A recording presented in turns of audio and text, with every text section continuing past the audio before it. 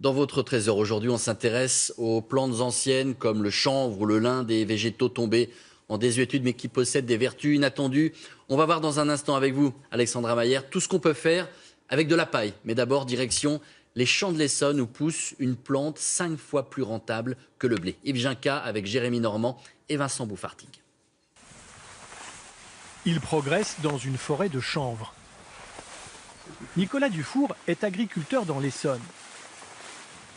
Depuis 2012, il cultive cette plante, du cannabis sans substance psychotrope. Il ne regrette pas. Le chanvre, c'est pour lui une très bonne affaire. Il ne jette rien. Dans cette plante, tout est utilisé, hormis les feuilles qui sont sèches à la récolte. Donc on utilise la tige pour le bâtiment et pour la plasturgie pour avoir des plastiques renouvelables.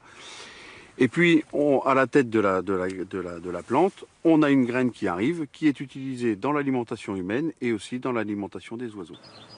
Pas d'irrigation, pas d'herbicides, pas de pesticides et un rendement à l'hectare équivalent à celui du blé. Le chanvre pousse si vite et si bien qu'il a créé une coopérative avec des associés. Une fois par an, il récolte près de 4000 tonnes de paille de chanvre. Cette paille est ensuite transformée ici, dans cette usine, en Vendée.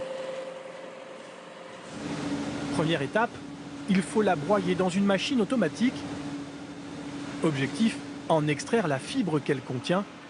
Olivier Jorot est le patron de cette industrie, unique en Europe.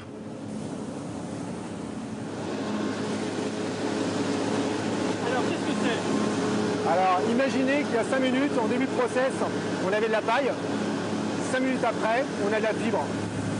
Une fibre de chanvre dans laquelle on souffle de l'air, puis que l'on chauffe à 130 degrés. 30 minutes après, voici le résultat d'épais matelas de laine de chanvre, 100% naturel. On obtient un isolant qui peut être posé par un applicateur ou des particuliers dans son bâtiment. De quoi remplacer la laine de roche ou la laine de verre pour isoler les toitures par exemple. L'autre partie de la paille est, elle, transformée en petits copeaux de bois. On en fait des litières pour les animaux, mais aussi du paillage pour protéger les plantes des mauvaises herbes. C'est de la chenevotte, un produit multi-usage. Alors, dans le bâtiment, là c'est un autre usage, on va mélanger la chenevotte avec de la chaux et de l'eau. Et lorsqu'on agglomère ces trois matières, on obtient un béton de chanvre. Donc aujourd'hui, on est capable de faire des maisons en béton de chanvre qui vont faire à la fois le bâti et l'isolation. Des produits de plus en plus demandés. Plus 10% en moyenne chaque année. Pour se fournir, les artisans viennent à la coopérative agricole. Salut Carole. Ça va? Oui, et toi? Nicolas, Salut Francis. ça va? J'ai 3 mètres cubes à faire, donc il me faut 10 sacs de chenevotte. Ici, le chanvre transformé est directement commercialisé par les agriculteurs qui l'ont fait pousser. Francis Copin est spécialisé dans la rénovation de logements. Aujourd'hui, cet artisan ne peut plus se passer de ses matériaux naturels, comme ces blocs de béton chanvre, même s'ils coûtent 10 à 15% plus cher.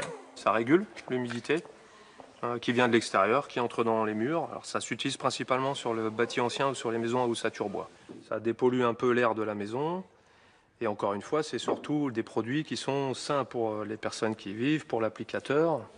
Et c'est des produits que je trouve juste à côté de chez moi, faits par des gens que je connais.